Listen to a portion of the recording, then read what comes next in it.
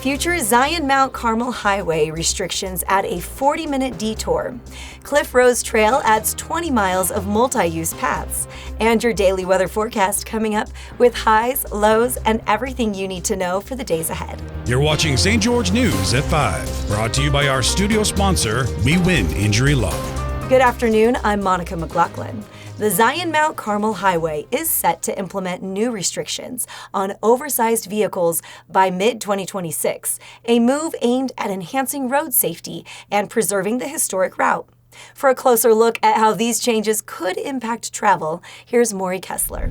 The Zion Mount Carmel Highway in Zion National Park will see new restrictions on oversized vehicles starting in mid-2026, a change aimed at improving safety and preserving the historic roadway. At the recent Dixie Regional Transportation Expo, park representatives informed attendees about the upcoming change, which will reroute vehicles exceeding height, width, length, or weight limits to alternative routes. These restrictions are designed to prevent accidents, reduce stress on bridges, and eliminate long tunnel delays caused by ranger-assisted crossings. Currently, oversized vehicles, including RVs, buses, and motor coaches, make up about 1.6% of park traffic, and while they will still be able to access the park, they will need to use longer detour routes to get around it. To mitigate travel disruptions, Washington and Kane County are working on road improvements and alternative routes. Washington County plans to pave Sheep Bridge Road to provide a bypass connecting SR 9 and SR 59, while Kane County has secured funding to upgrade Coral Pink Sand Dunes Road to support larger vehicles. The Zion Mount Carmel Highway is a designated historic landmark and was built in the 1920s when vehicles were smaller, and officials say that expanding it is not feasible due to environmental and cost concerns. The National Park Service emphasizes that these changes will enhance visitor safety, protect the road's structural integrity, and preserve its historic value for future generations. Thanks, Maury. The second phase of the Cliffrose Trail system is now complete, adding 20 miles of multi-use trails with scenic views of Snow Canyon, Pine Valley Mountain, and Zion National Park. We'll go to Stephanie DeGraw for a closer look at what this means for outdoor enthusiasts. Phase 2 of the Cliffrose Trail has been completed and offers sweeping views of Snow Canyon State Park sandstone, Pine Valley Mountains greenery, and Zion National Park silhouette. The project adds 20 more miles to the Washington County Trail System. It sits at 5,000 feet. Project partners include Dixie National Forest, Washington County, Greater Zion, and the Trail Alliance of Southern Utah. Dixie National Forest Service Recreation Specialist Joey Van Stavernen said the trail is for all abilities.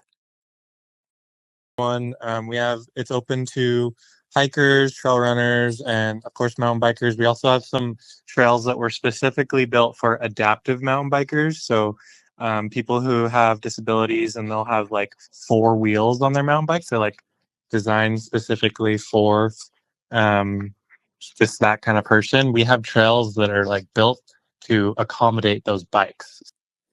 The biggest challenge is the terrain, which is on a lava bench full of jagged basalt rocks. Thanks, Stephanie. Let's take a look at your daily weather forecast, brought to you by Casablanca Resort and Casino.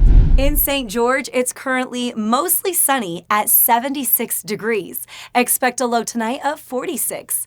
Tomorrow's temperatures will range from a high of 79 to a low of 42 degrees. Over in Mesquite, it's mostly sunny and 78 degrees right now. Tonight's low drops to 50. Tomorrow, look for a high of 83 and a low of 49 degrees. Meanwhile, in Cedar City, it's partly sunny with the temperature at 64 degrees. Tonight should reach a low of 39. Tomorrow, anticipate a high of 65 and a low of 27 degrees. 2 Region 9 teams battled for a state title, but neither could overcome powerhouse opponents in the 4A championship games. Here's Aaron Crane with your Region 9 local sports update.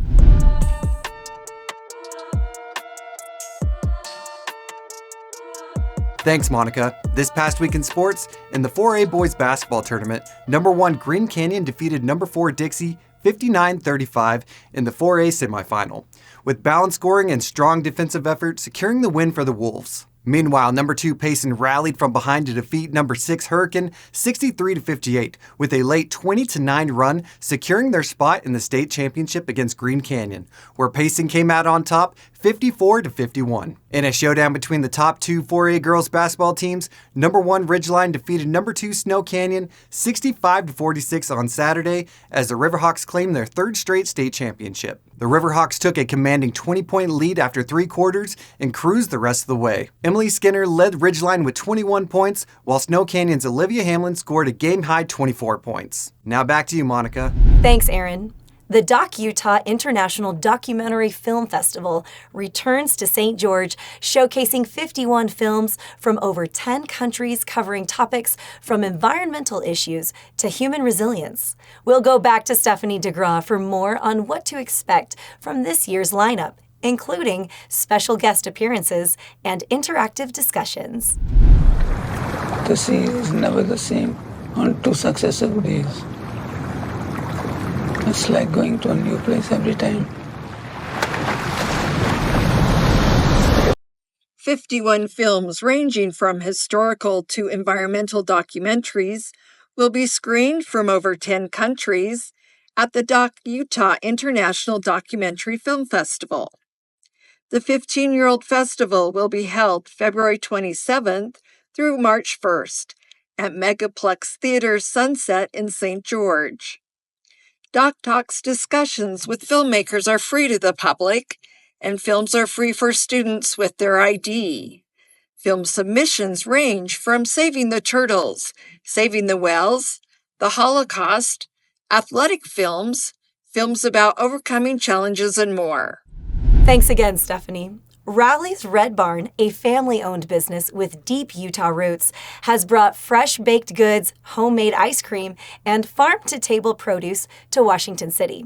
Here's Jesse Bang for more on how this 5-generation farming family is creating a local experience for Southern Utah customers.